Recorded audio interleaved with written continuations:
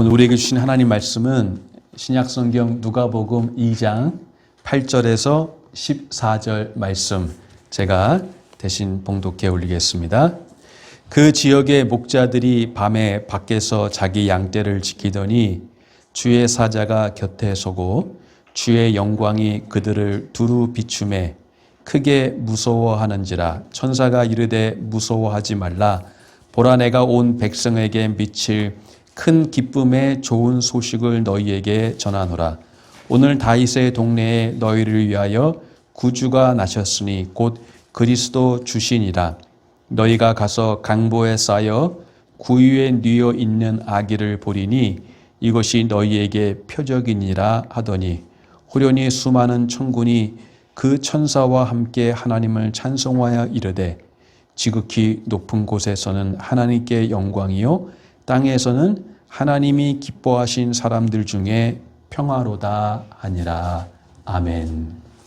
지극히 높은 곳에서는 하나님께 영광이요 땅에서는 하나님이 기뻐하신 사람들 중에 평화로다.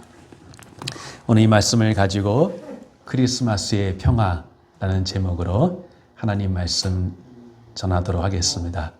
왜 이 크리스마스의 메시지가 평화의 메시지로 우리에게 왔는가?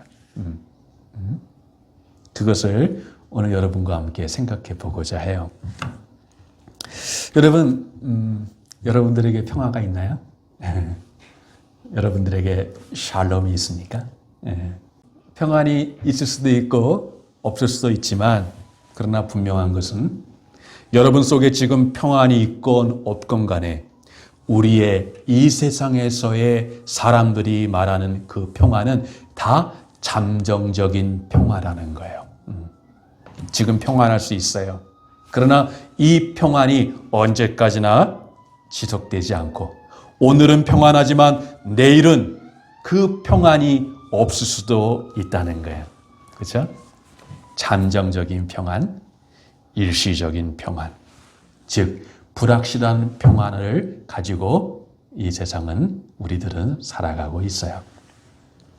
끊임없이 우리의 인생에는, 우리의 삶에는 우리의 평화를 깨트리는 수없이 많은 일들이, 우리는 평화를 원하고 바라지만, 죄송하지만 여러분의 그 바람과 기대와 상관없이 여러분 삶은요, 우리를 봐주는 법이 없어요. 우리의 사정을 지금 너무 딱하구나, 그렇게 봐주는 법. 삶은 냉혹합니다. 어떤 면에서 잔인하기까지 해요. 그러면서 우리의 평화를 깨트리는 수없이 많은 일들이 경제적인 일로 올 수 있고, 질병의 일로 올 수 있고, 어떤 관계적인 일로 올 수 있고, 그렇게 우리의 삶에 끊임없이 그 평화를 빼앗아가는 그런 수없이 많은 일들이 우리의 삶에 온다는 거예요. 제가 잘 아는 어떤 분이 계셨어요. 근데 이분이 안타깝게도 우리 모두가 제발 그 일만은 나에게 일어나지 않았으면 하는 그 일이 어느 날 그에게 일어났어요. 의사로부터 암 진단을 받게 됩니다. 의사가 이제 검사를 하고 검사 결과를 보는 날, 그 과장 의사가 오늘 입원하셔야겠습니다. 그리고 가능한 빨리 수술 일정을 잡아야겠습니다. 라는 말을 듣고 그날 이제 수속을 받고 이제 입원을 하게 됩니다. 이제 병동에 가서 이제 간호사로부터 입원에 대한 어떤 그 설명을 듣고 환복을 받고 이제 병실이 준비되기까지 잠시 병동에 그 라운지에서 이제 대기하고 있습니다. 그 암담함, 그 절망, 말 그대로 내일이 보이지 않는 그 캄캄한 그러면서 그 라운지 밖에 있는 밖을 내다봅니다. 그 밖을 보면서 이분이 한마디를 내뱉습니다. 밖은 저렇게 평안한데. 저는 이분이 그 마음에 그 말을 할 때 그 마음에 무슨 생각이 마음이 있는지 저는 알 것 같아요. 자기는 지금 앞날을 알지 못하는 이 암담함이 있는데, 근데 너무나 큰 일이 일어나고 있잖아요. 그런데 자기 밖에 있는 저 일상 속에 살아가는 그 모든 사람들은 마치 아무 일 없는 것처럼 그렇게 일상이 진행되고 있다는 거예요.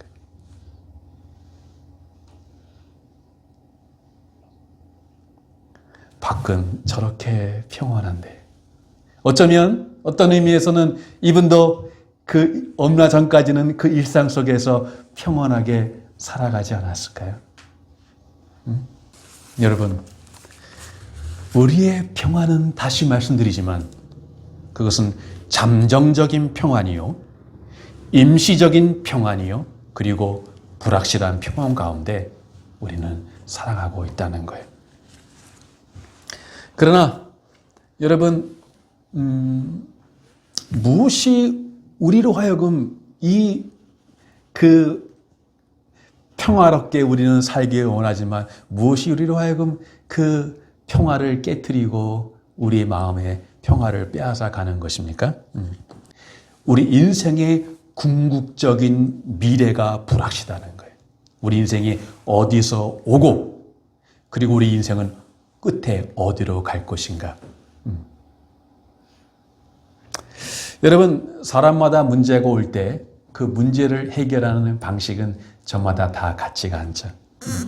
그러나 저마다의 환경과 처한 위치는 다르지만 우리에게 문제가 올 때 문제를 해결하는 최선의 방식은 뭐예요? 저는 문제를 해결하는 최선의 방식은 언제나 그 문제가 가져다주는 그 사실에 직면하는 것이다 라고 저는 생각해요. 근데 대부분의 사람들이 문제가 오면 어떡합니까? 그 문제의 그 사실을 직시하지를 않으려고 그래요. 왜? 그 문제가 나에게 평안을 빼앗아가고 아픔을 주고, 그렇죠? 힘들게 하기 때문에 그 문제를 되도록이면 회피하려고 그러고, 더 나아가서 그 문제를 인정하지 않고 부인하고자 해요. 아니야, 그런 일은 일어날 수가 없어. 그러나 사랑하는 여러분, 아무리 어떠한 문제가 여러분을 아프게 하고 그것이 여러분의 행복을 빼앗아 가는다 할지라도, 그래서 여러분이 그것을 회피하고 싶고 여러분이 그것을 부인하고 싶어도 여러분이 기억할 거 있어요. 기억해야 할 것은 우리가 그것을 회피하고 부인하고 그것을 일부러 안 보려 한다 할지라도, 그러나 그 문제는 우리의 의사와 상관없이 여전히 거기에 움직이지 않고 엄연한 사실로 거기에 있다는 거예요. 여러분이 그 사실을 회피할 수는 있어요. 그러나 우리가 그 사실을 회피한다고 그 사실이 없어지는 것은 아니에요. 기독교는 어떤 무슨 황홀경 속에 사실과 상관없는 자기의 흥분 속에 있는 게 기독교가 아니에요. 들떠있는 어떤 그런 그 무엇 영적인 어떤 혼미한 그것이 아니에요. 기독교는 사실을 직면하고 그 사실을 맞대고 그것에서 문제의 해결을 찾는 게 바로 참된 기독교예요. 그러나 너무나 많은 사람들이 심리적인 방식으로 그 사실을 비껴가려고 해요. 그런 일은 일어나지 않을 거야. 좋은 일만 있을 거야. 걱정하지 마라. 여러분, 이게 위로가 될까요? 그런 심리적인 위안은 잠시 도움이 되는 것 같이 보이지만, 그러나 어떤 면에서 그것들은 문제를 해결하는 데는 아무 도움이 안 되고 오히려 그 문제를 더 악화시킬 수 있다는 거예요. 여러분 몸에 이상 신호가 옵니다. 우리 하나님이 기가 막히게 우리 몸을 만드셨어요. 지금이야 여러 가지 많은 좋은 장비가 있어서 우리 몸에 이상이 오면 그걸 들여다보는 많은 장비가 있어요. 근데 지금은 그런 좋은 장비가 많지만 전에는 그렇지 않았잖아요. 그렇죠? 그래서 하나님이 우리 몸을 참 아주 오묘하게 만드셔서 우리 몸에 어디가 이상이 있으면 이걸 신호를 보내게 만들어요. 신호를 보내. 그걸 우리가 알아야죠. 그 신호가 뭐예요? 바로 통증이라는 신호를 하나님이 보내게 했어요. 그러니까 통증은요, 사실은 나쁜 게 아니에요. 아픈데 통증이 없으면 이게 더 문제예요. 그래서 그 통증을 통해서 우리가 어디가 문제가 있다는 걸 감지하는 거잖아요. 하나님은 그렇게 만드셨어요. 그런데 여러분 어떤 신호가 있어요. 어떤 증상이 있어요. 어떻게 해야 되겠어요? 이게 단지 증상만 문제가 아니라 이게 왜 열이 나고 왜 통증이 있는지 그 원인을 알아야 되잖아요. 예? 그냥 타이레놀만 먹고 그냥 배 안 아프면 됐다 이러면 안 되잖아요. 예. 우리 몸에 이상이 있을 때 우리가 해야 할 가장 시급한 일은 빠른 시간 안에 그 증상에 대한 원인을 전문가로부터 진단을 받는 것입니다. 왜냐하면 그 사실에 직면하고 그 사실이 무엇인지를 확인해야만이 그에 따른 문제의 해결이 나오기 때문입니다. 사랑하는 여러분, 우리 모두는 병에 걸렸어요. 무슨 병에 걸렸을까요? 따라볼까요? 죽음에 이르는 병. 죄송합니다. 오늘 크리스마스 앞두고 이렇게 어두운 얘기를 해서. 그래, 우리가 사실을 봐야지. 그냥 복음은 신나. 단지 그런 들뜬 분위기가 아니에요. 왜 기독교의 복음이 복음인가? 이런 사실, 우리가 사람들이 회피하고 싶어하는 이런 어두운 사실이 있음에도 불구하고 고통이 없는 것이 아니라, 어둠이 없는 것이 아니라 그 어둠 속에서도 참된 우리를 구원하는 구원의 메시지, 그리고 그 빛이 있기 때문에 바로 기독교의 복음이 참된 기쁜 소식이 되는 거예요. 예. 여러분, 우리 모두는 무슨 병에 걸렸다고요? 그 병에 걸렸어요. 그래서 어떤 사람, 우리는 어떤 면에서는 다 시한부 인생을 사는 거예요. 그래요, 안 그래요? 여러분 속엔 다 시계가 있어요. 어디 시계가 있나? 이 시계 말고 하나님이 여러분 속에 감추어진, 여러분 속에 다 이렇게 심어놓은 그 보이지 않는 시계가 있다고요. 그래서 어떤 사람은 50, 인생이 70이요, 강건하면 80일지라도 언젠가 그 시계가 멈출 때가 있어요. 제가 전에 어떤 영화를 봤는데 참 인상적인 그 영화의 한 장면이 있었어요. 그 영화의 그 주인공이 이제 젊은 여자분이었는데 이제 세상을 떠났어요.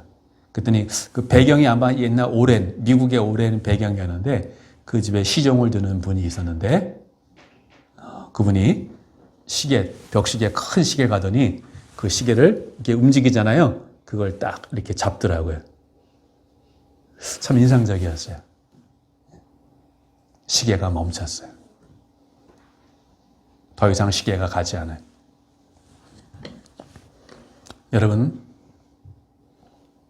의사로부터 이제 6개월밖에 못 삽니다. 1년밖에 못 삽니다.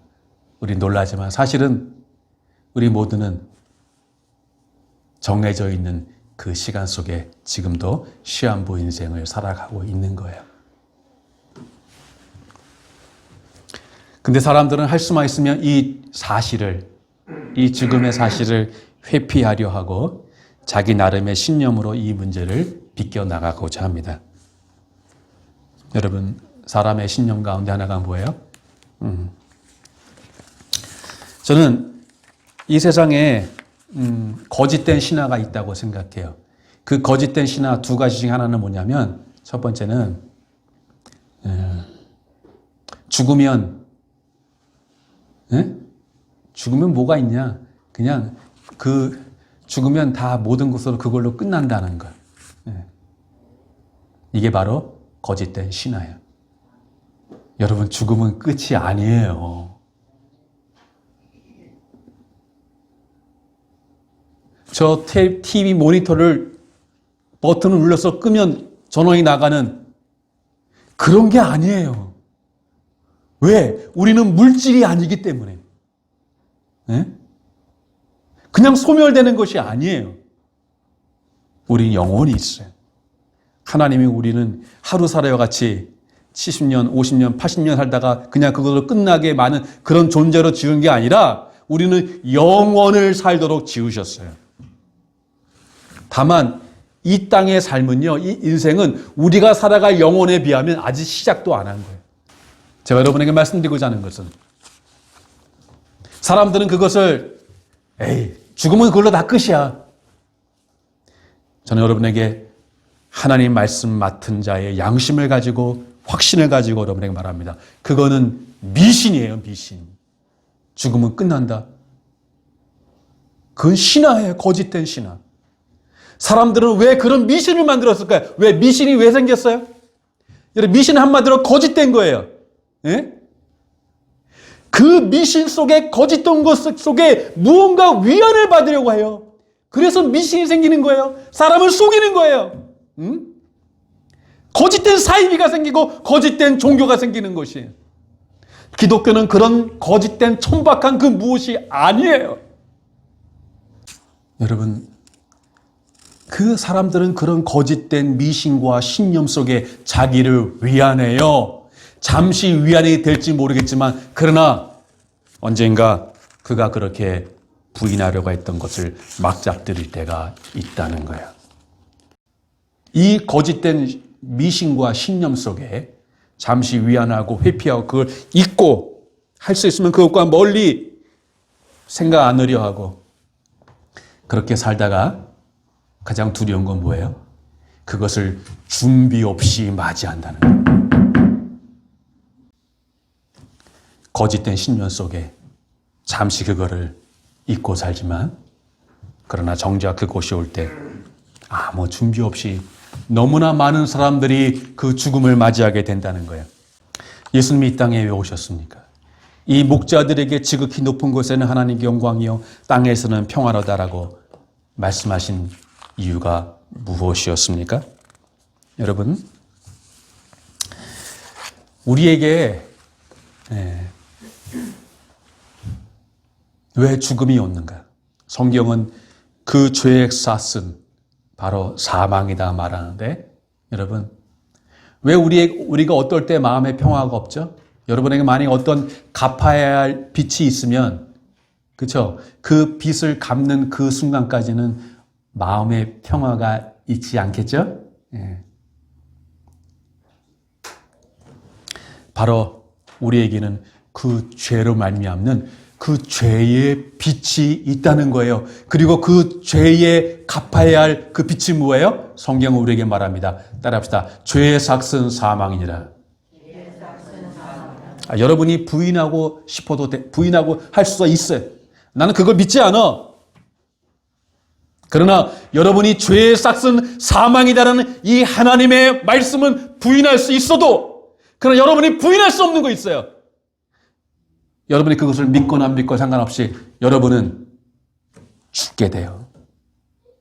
그 죽음 자체, 여러분이 죽는 걸 부인할 수 없어요. 김성화 스님이라는 분이 계셨어요. 대구에. 김성화 스님. 이분이 수학 교사였다가 수학을 가르치는데 내 인생의 방정식은 뭔가? 라는 의문이 들었어요. 내 인생의 함수는 뭔가?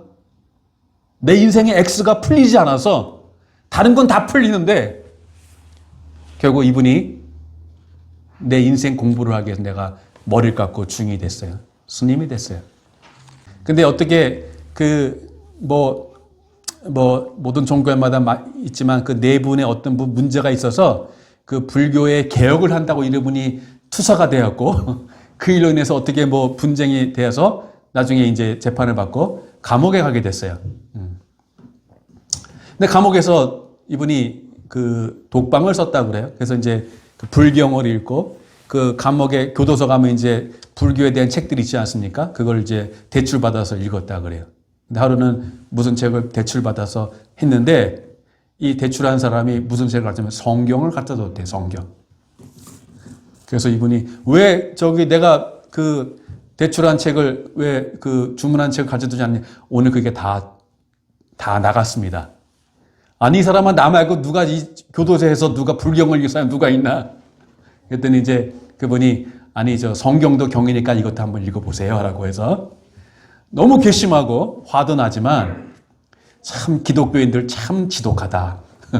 그리고 참 저렇게 전도하는 열성이 한편은 부럽기도 하고. 그래서 그 처박아 놓고 안 읽다 그 다음날 한번 무슨 얘기 있나라고 일거를 봤대요. 근데 읽다가 이분이 누가복음 17장을 읽게 됐어요. 여러분 잘 아는 나인성의 과부의 아들이 죽은 사건이 나와요. 나인성이라는데 그 홀로 외아들이 있었는데 그 과부의 아들이 죽었어요. 그리고 어떻게 해요? 예수님이 그 장례녀를 보다가 그 청년이여 일어나라고 그 죽은 아들이 살아나는 이런 이야기가 있다고요. 근데 이분이 이걸 읽고 완전히 전기가 오듯이, 예? 왜 그러냐면은 불륜에 보면 이런 이야기가 있어요. 그분의 이야기하면 석가모니가 길을 가는데 어떤 여인이 찾아왔대요. 이 여인도 과부였답니다. 그리고 그 하나뿐인 아들이 죽었다 그래요. 그래서 석가모니에게 우리 아들 좀 살려달라고 이렇게 부탁을 했어요. 그랬더니 석가모니가 이렇게 해결책을 줬다 합니다. 제가 지어낸 얘기가 아니에요. 그 김성하 스님이라는 분이 그렇게 간증했어요. 석가모니의 어떤 이야기가 있냐면 이분이 이렇게 대답했다는 거예요. 석가모니가. 자, 여인네요. 저 마을로 가서 이렇게 하면 네 아들이 살리라. 그 방법이 뭐냐면 그 마을로 가서 한 번도 죽어보지 않는, 죽음을 겪어보지 않는 집에 가서 그 쌀을 한 줌 빌려다가 그걸로 정성이 들어가야죠.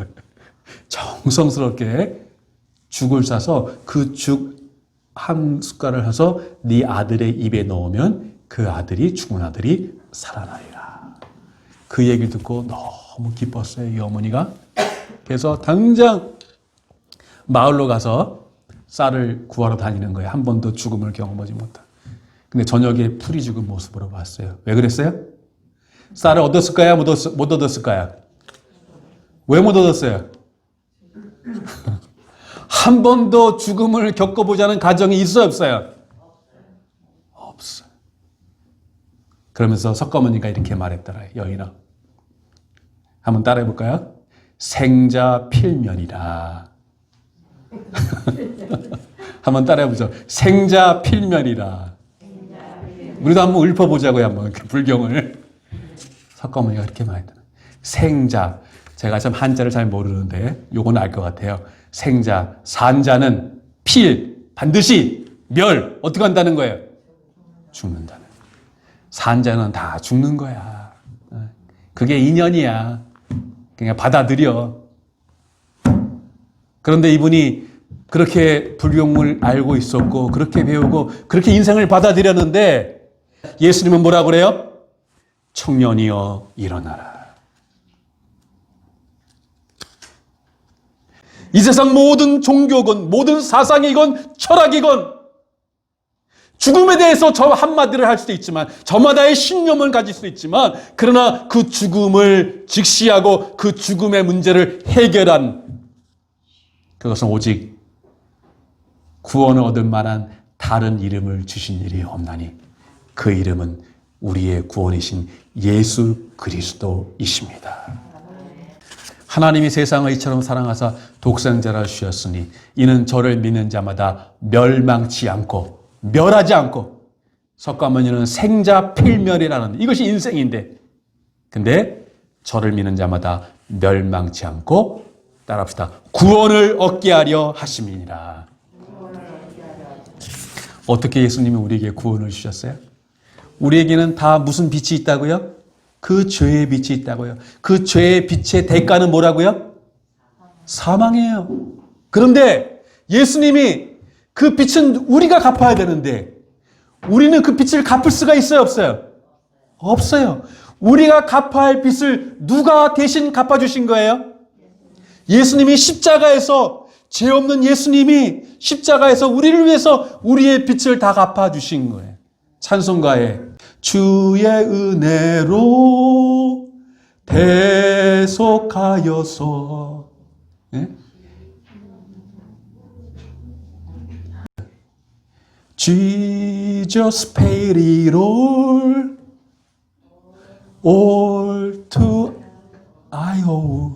내가 빚진 모든 것을 예수님이 어떻게 했다고요? 다 페이리로 다 지불하셨다고요. 따라합시다. 완불. 미불이 아니라 완불해서 이제는 우리가 지불할 게 있어요? 없어요? 그러니까 더 이상 예수 그리스도 하는 자에게는 더 이상 정죄함이 있어요? 없어요?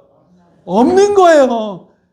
사단이 우리를 고소하고 우리에게 빚쟁이인 사단이 우리에게 와서 더 이상 우리를 고소해서 정죄할 수 있다 없다? 없다는 거예요. 왜? 예수님이 다 어떻게 했기 때문에? Jesus paid it all. 다 everything. 우리가 갚아야 할 것을 다. 할렐루야. 그래서 이제는 사망아 너의 쏘는 것이 어디 있느냐. 이제는 우리는 죽음을 두려워하지 않아요. 그것은 죽지 않기 때문이 아니라 우리도 죽어요. 우리가 병에 걸리지 않기 때문에 우리도 병에 걸려요. 언제 어디서 우리가 죽음을 맞이할지 모르겠지만, 그러나 어떤 상황에서 우리가 마지막에 오더라도 우리는 그 마지막의 끝이 아니라, 여러분 여기에 복음이 있어요. 모든 사람은 성경에 의하면 일생에 매여 사망의 종로로 탄다 그랬어요. 일생을. 사람은요, 그걸 말하거나 안 말하거나 신념을 가지건 안 가지건 죽음에 대한 두려움이 있다니까요. 왜? 그걸 해결하지 못하기 때문에. 해결하지 못하면 그거에 대한 두려움이 있는 거예요. 그런데 그래서 모든 사람은 다 죽음 앞에 종로로 됐어요. 죽음이 왕이에요. 폭군이에요. 왕도, 여러분, 이 세상에는 다, 우리는 그렇지 않다고 생각하지만 이 세상은 평등한 세상이 아니에요. 그렇죠? 돈이 있다고, 또 하여튼 권력이 있다고. 근데요, 오직 그거 앞에 서면 평등한 게 딱 한 가지 있어요. 돈 앞에는 평등하지 않아요. 권력 앞에는 평등하지 않아요. 그러나 뭐 앞에는 다 평등해요? 죽음 앞에는 왕도, 종도, 그 앞에는 다 남자건 여자건 죽음 앞에는 평등해요. 어떤 면에서 죽음 앞에 우리는 다 종로로 타는 거예요. 벌벌 기는 거예요. 죽음이 우리를 왕노로 뗐어요. 그런데 예수 그리스도가 우리를 그 죄의 그 값을 다 십자가에서 지불하심으로 말미암아 이제는 죽음이 우리에게 어떻게 된지 아세요? 전에는 죽음이 우리를 왕노로 타고 우리는 그 죽음의 일생의 사망에 매여 종노로 타 했는데 이제는 어떻게 됐어요? 이제는 죽음이요, 단지 우리를, 그 죽음을 통해 우리는 어디를 들어가요? 천국을 들어가고 하나님이 예비하신 그 영원한 나라를 들어가는 하나의 관문이 됐다는 거예요. 관문. 그리고 여러분 어디 뭐 호텔에 가거나 어디 가면 거기 그 도어맨들 있잖아요. 인사하잖아요. 전에는 죽음이 우리를 지배하고 압제했는데 이제는 죽음은 어떻게 돼요? 우리를 천국으로 가게 하는 하나의 관문. 거기서 우리를 기다리면서 어서 오십시오. 들어가세요. 무슨 말인지 아시겠어요? 더 이상 죽음을 두려워할 필요가 있다는 거예요? 없다는 거예요? 없다는 거예요. 이게 여러분 이 문제를 해결하면 이것이 해결될까지는 제가 오늘 처음에 설교에 시작했던 그 암 선고를 받은 그분, 여러분 그분이 자 이제 기다리는 동안 우리 어디 저기 가서 맛있는 우리 갈비탕 먹어볼까? 그 갈비탕 맛이 느껴질까요? 아무리 맛있는 걸 먹어도 그 맛이 느껴질까요? 하나도 뭘 먹는지 먹어도 무슨 맛으로 먹는지 모를 거예요. 왜? 이분의 미래가 불확실하기 때문에. 이것이 이 불확실한 잠정적인 평화를 가지고, 임시적인 평화를 가지고, 불확실한 평화를 가지고 살아가는 모든 인생들이. 그러나 우리는 우리의 끝이 무엇이 올지를 알고 그 죽음 다음에 무엇이 우리를 기다리고 있는지를 알기 때문에 우리 이제 더 이상 두려움 없이 어떤 상황에도 예수 그리스도가 주시는 그 평화를 가지고 살아갈 수가 있는 거예요. 이 예수 그리스도가 죽음의 문제를 해결했기 때문에 이제 그 예수 그리스도 안에서 땅에서는 기뻐하심을 입은 사람들 중에 무엇이로다? 문제가 없기 때문에 평화가 아니라, 병에 걸리지 않기 때문에 아니라, 어떠한 문제가 우리에게 오더라도, 따라합시다. 그럼에도 불구하고 문제가 없어서 평화가 아니에요. 그거는 가짜 평화예요. 예? 그러나 어떤 문제가 우리에게 오더라도 이제는 그것과 상관없이, 조건과 상관없이 예수 그리스도 안에 있는 자는 언제 어디서나 그 평화를 누릴 수 있게 되는 것이에요. 이 평화를 주기 위해서 우리 예수님이 이 땅에 오셨고, 그것이 바로 크리스마스의 메시지예요. 말씀을 맺겠습니다. 여러분에게 이 예수 그리스도가 있습니까? 이 평화가 있습니까? 여러분 너무너무 열심히 사는 거 잘 알아요. 예. 그러나 보다 중요한 것은, 만약에 여러분이 이 예수 그리스도의 주시는 참된 은혜를 알지 못하고 그냥 이 세상의 삶만을 위해 쳇바퀴 돌고 그렇게 살아간다면 그건 무엇 같으냐면, 우리가 그러지 말아야겠지만, 예? 우리가 힘들면 뭐 카드 빚을 질 수가 있잖아요. 예. 근데 우리가 빚을 지면은 원금이 있고 이자가 있어요. 예? 예. 원금을 다 갚아야 되잖아요. 근데 원금을 갚을 능력이 없으면 뭐라도 갚아야 돼요? 이자라도 갚아야 되잖아요. 그 생각이 들더라고요. 이 땅의 삶을 매일매일 열심히 살아요. 예? 너무너무 열심히 사는, 아침부터 저녁 늦게까지. 남들 쉴 때 쉬지 못하고. 근데 그것은 어떤 삶 같으냐면, 그 예수 그리스도가 주시는 참된 그 은혜를 알지 못하고, 그리고 언젠가 막닥뜨리게 될 이 죽음의 문제를 해결하지 못하고 예수 안에서 그렇게 사는 삶은 마치 원금은 갚지 않고 뭐만 갚는 삶과 같은 거예요? 매매일 이자만 갚는 삶을 사는 거예요. 그리고 정작 갚아야 할 뭐는 안 갚았어요? 원금은 아까 안 갚았기 때문에 그 인생에 무슨 말인지 아시겠어요? 제가 오늘 여러분의 인생에 이 원금을 갚는 이 방식을 가르쳐 드릴게요. 그분은 누구예요? 여러분이 예수님을 받아들이시면 그 예수님이 우리 원죄, 그 죄의 원빚인 우리 죄를 예수님이 다 갚아주시고 속죄하시고 대속할 줄 믿습니다.